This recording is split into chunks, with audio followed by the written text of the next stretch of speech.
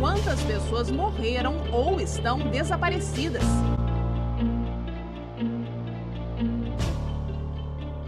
Você sabe que essa semana foi marcada por várias tragédias no mundo inteiro?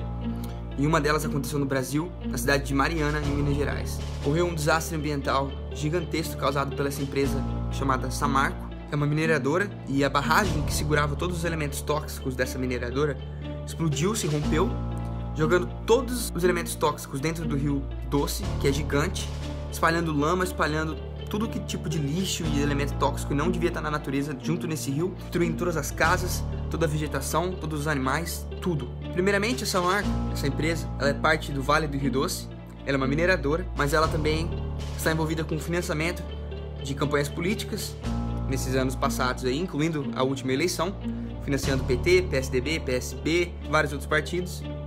E justamente por isso é que você não está vendo a mídia cobrir esse desastre ambiental como ela deveria estar cobrindo. Esse desastre é praticamente um dos piores desastres ambientais do Brasil. A mídia não está cobrindo como deveria, porque tem muita coisa por trás envolvendo essa empresa, políticos e a mídia, que não está deixando você saber o que você tem que saber sobre esse desastre. Primeiramente, o desastre ambiental foi tanto na biodiversidade do local que vai levar pelo menos 100 anos para recuperar tudo. O número de mortos e desaparecidos, muito mais do que 8 mortos e 17 desaparecidos. A área afetada é imensa.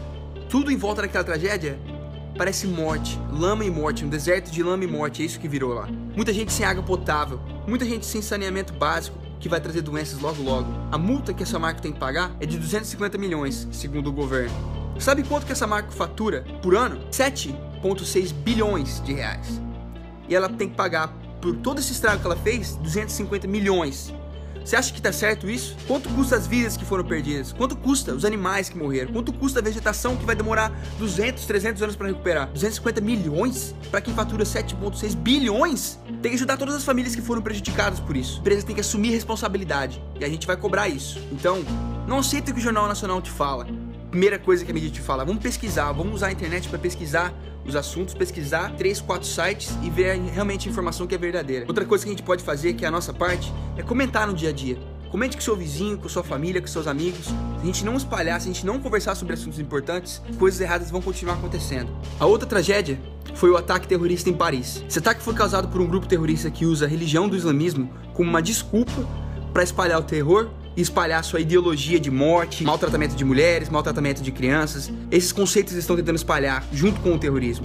Isso não é religião, isso é fanatismo, isso aí é doença. Ocorreram ataques múltiplos em Paris, e entre esses vários ataques morreram por volta de 128, 129 pessoas. Então não sei se a gente consegue estimar quantas pessoas morreram além dos 128 que estavam em Paris naquele ataque, mais as pessoas que estão morrendo agora no Oriente Médio com a retaliação. É um ciclo sem fim.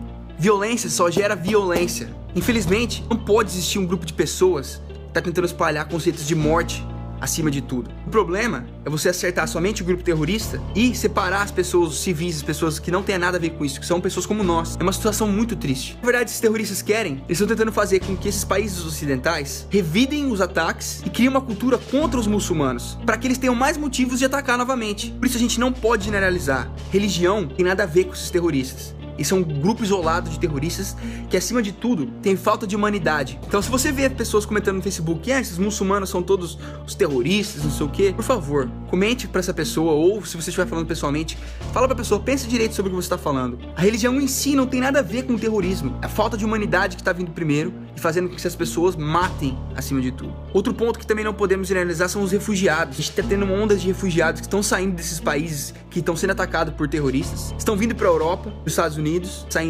vindo de barco no oceano, morrendo no meio do caminho e chegando nesses outros países. Eles estão procurando um lugar para viver em paz, porque no país deles só tem guerra o dia inteiro. porque eles não escolheram nascer lá. Ou seja, os refugiados muçulmanos principalmente são os mais afetados por esses ataques terroristas. Por que isso? Estão chegando num país novo para tentar ter uma vida nova, só que como são muçulmanos, os terroristas que usam o nome, do islamismo para atacar as outras pessoas, fazem com que esses outros países odeiem todos os muçulmanos, incluindo os refugiados. Então eles chegam em lugares e eles são confundidos com terroristas. Eles são odiados, são apedrejados, são maltratados. Os próprios muçulmanos, que não são terroristas, são muito afetados por isso também. Na minha opinião, todos os países têm capacidade de acolher pelo menos alguns refugiados. Tem que ter certeza que esses refugiados entrando no país não são terroristas e acolher sim esses refugiados, porque muçulmanos não são terroristas, não generalizem. Enfim, para resumir, são apenas 2 ataques que aconteceram em meio de várias outras coisas erradas que acontecem no mundo todo dia e que a gente não fica sabendo. Esse é o ponto. O que a mídia nos fala é muito pouco sobre o que realmente está acontecendo no mundo. Tem muita coisa sendo encoberta, como o próprio caso da Samarco. Então, por favor, vamos demonstrar respeito para os 2 casos, tanto pro da França, em Paris, quanto pro Mariana, em Minas Gerais. Respeito vale para tudo. A gente tem que respeitar. E aí sim a gente tem que cobrar o que é certo. Primeiro a gente tem que ficar sabendo, depois a gente tem que cobrar o que é certo. Cobrar o governo, cobrar algumas empresas que estão envolvidas com coisas erradas. Como a gente pode cobrar pessoalmente, a gente pode cobrar online, sendo ativo no Facebook, comentando coisas positivas e com respeito, procurando insights sobre a reputação de certos políticos, buscando notícias que são realmente verdadeiras, para você saber realmente o que está acontecendo. A gente também tem que protestar pelas causas certas. Tem que protestar contra a Dilma? Tá, mas o problema maior é a corrupção em si. Sai a Dilma, entra outro. Sai o outro, entra outro que também é corrupto. Então o problema é mais embaixo. A responsabilidade é de todos nós, principalmente dos jovens. Se a gente não prestar atenção nesses assuntos importantes, tá todo mundo ferrado, cara. A mudança para um mundo melhor tá nas nossas mãos. Vamos juntos cobrar o que é certo e melhorar o nosso mundo. A gente tem a força. Não desperdice a sua. Educação é o caminho.